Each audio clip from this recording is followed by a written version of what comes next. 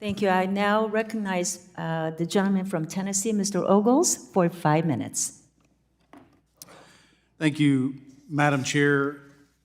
Before I begin, I'd like to request unanimous consent to insert 4 documents into the record. The first is a fact sheet from the American Foreign Policy Institute Center for Homeland Security and Immigration. The second is also from AFPI, highlighting the deadly consequences of fentanyl. Without objection.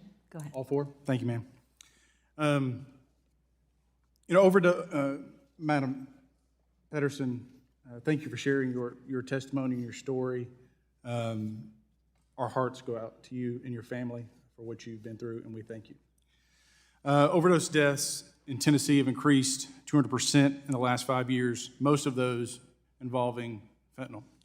Referring to the statement from the Williamson County Sheriff's Department and Narcotics Officer Fan, just this March 6th of this year, a student at a local high school crushed up and took what they thought was a roxycodone, also known as an M30 or a blue.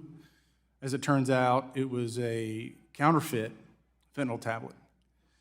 From February 7th of this year to March 2nd, Narcotics Division, 26 different narcotics operations, in all 26 cases, the drugs tested positive for fentanyl substances.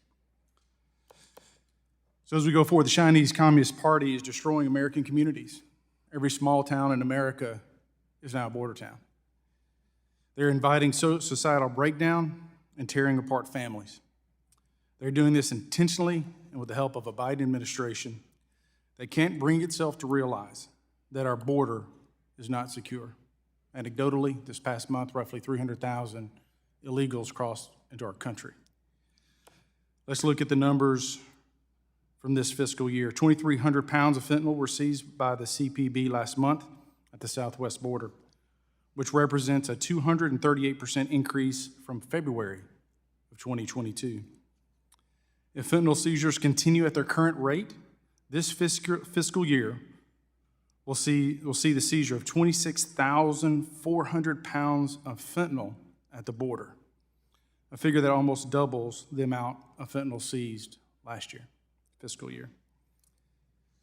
The high demand for opioids in this country is being fueled by cartel access to our ports and our porous and open border. Our failure to secure our own sovereignty is creating a financial incentive for the Chinese Communist Party to kill Americans. Currently, 50% of Americans, according to Gallup, view China as our nation's greatest enemy. And it's about time that this administration acknowledge it. Professor Realio, has weaker border security improved the ability of Chinese suppliers and money runners to profit from illicit fentanyl trafficking? So the Chinese purveyors are actually critical to any type of drug. And it's not just fentanyl, by the way, in order to produce, as you know, heroin and cocaine, which is also now laced with fentanyl. You've actually seen them as a critical enabler. Without the Chinese purveyors and without the actual chemical base, the compounds don't exist. And this is actually why I've advocated to take a look at how do we sanction the Chinese, whether they be companies or financiers who are aiding and abetting and using things like the drug kingpin list. We've used them in the past. And I think you all know that in China, if you are caught for drug trafficking, the penalty is death. But we haven't really seen the execution of drug traffickers. And as we also know, nothing happens in China without the explicit knowledge and acquiescence of the PRC and the Chinese Communist Party, sadly. Well, Mr. M., you mentioned the Cali cartel and how they were targeted and designated as a threat to our country.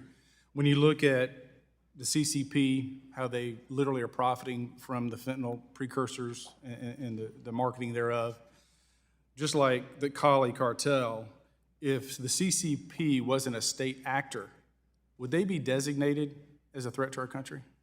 Mr. Cassara?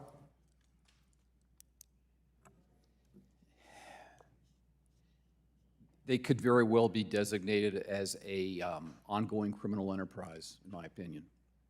Mr. M? Yes, we've identified literally hundreds of these chemical companies in China and throughout the provinces, many ways subsidized by the provincial governors of those chemical companies. And we can help identify who those governors are, those bureaucrats are, that are help subsidize these companies that are actually conducting research and exporting these chemicals to the United States. And yes, if we can provide that evidence, we can sanction them and we should sanction them. Madam Chair, I yield back.